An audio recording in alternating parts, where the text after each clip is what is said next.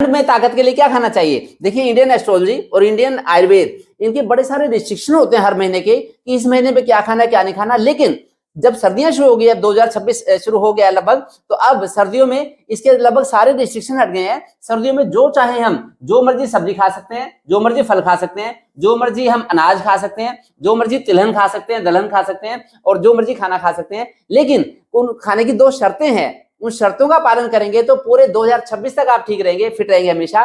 तो सर्दियों में खाने की क्या 2 शर्तें हैं वो मैं आपको बताता हूं। देखिए, ऐसा ऐसा खाना खाएं, जैसे छोले की सब्जी है, ये मल्टीग्रेन दलिया है जिसमें कि बड़े सारे अनाज हैं, ये हमने तिलों का ताजा कसार बनाया है अभी, तिल का बाल भोग है, एक तरह से तिल का चूरमा समझ लो, बाल भोग। ये धनिया की चटनी है, ये थोड़ी सी मूली डाल के रोटी बनाई है मिसे आटे की। और बाकी जैसे सर्दियों में आयुर्वेद के रिकमेंडेशन है कि दही, घी, दूध, डेयरी प्रोडक्ट्स भी ले सकते हैं। और इस तरह की तिलहन जो गर्म तासीर की चीजें हैं, जैसे अलसी है या कुल्थी की दाल है, मेथी है, फिर अजवाइन है, काला जीरा है, तिल है।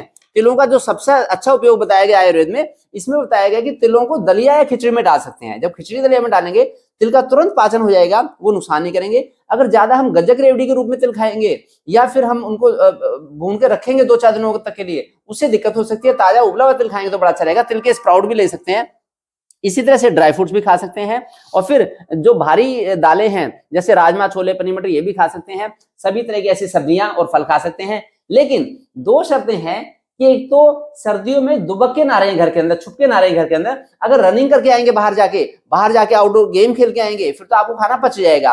अगर आपने अच्छे अच्छे आसन किए हैं, दंड बैठक लगाई है, खेत में कसी चलाई है, या फिर आपने कसरत अखाड़े में जाके पहलवानी की है, फिर तो आपको खाना पच जाएगा। अगर आप डॉक्टर हैं, इंजीनियर हैं, IT पर्सनल है, प्रोफेसर हैं, कथावाचक हैं, चाहे बिजनेसमैन है, चाहे सर्विसमैन है, अगर आपका इंडोर का ज्यादा काम है, फिर खाना आपको पच नहीं पाएगा। फिर आपको पेट में गैस बननी शुरू हो जाएगी, अफारा होगा। फिर आपको आने वाले 10-20-30 साल में BP, शुगर, मोटापा, फैटी लिवर, कब्ज जैसी बीमारियां घेर सकती हैं। 99% लोगों का सर्दियों में मोटापा बढ़ जाता है अगर 2 शर्तों का पालन नहीं करेंगे। तो पहली शर्त मैंने आपको बता दी कि आउटडोर फिजिकल एक्टिविटी करें, इसका बहुत फायदा मिलेगा आपको। दूसरा यह है कि इंटरमिटेंट फास्टिंग फॉलो करें।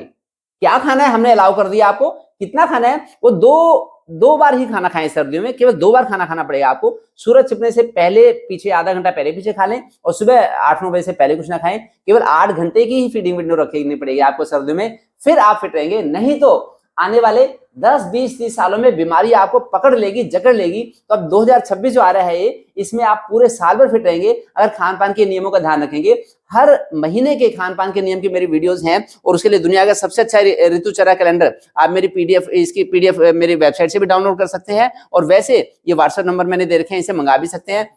इससे आप हमेशा फिट रहेंगे। मैं अब एक वर्कशॉप भी कर रहा हूँ, रेजिडेंशियल वर्कशॉप, कि 2026 में आगे पूरे जीवन भर आप कैसे फिट रह सकते हैं। तो मई में मैं एक वर्कशॉप रखूंगा, उसमें मेरे साथ ही आप खाना खाएंगे, मेरे साथ आप रहेंगे और मेरे साथ योग सीखेंगे आप लोग। मैं लगभग 3 से 4 घंटे का सुबह योग का सेशन कराऊंगा, और दिन भर भी योग की क्रियाएं चलेंगी। तो उसमें जो लोग रजिस्टर करना चाहे वो रजिस्टर करवा सकते हैं। और मैंने फूड के लिए एक स्पेशल चैनल बनाया है अब, हेल्दी फूड एंड लाइफस्टाइल, तो उसको जरूर सब्सक्राइब करें, उसमें अभी जाके देखें।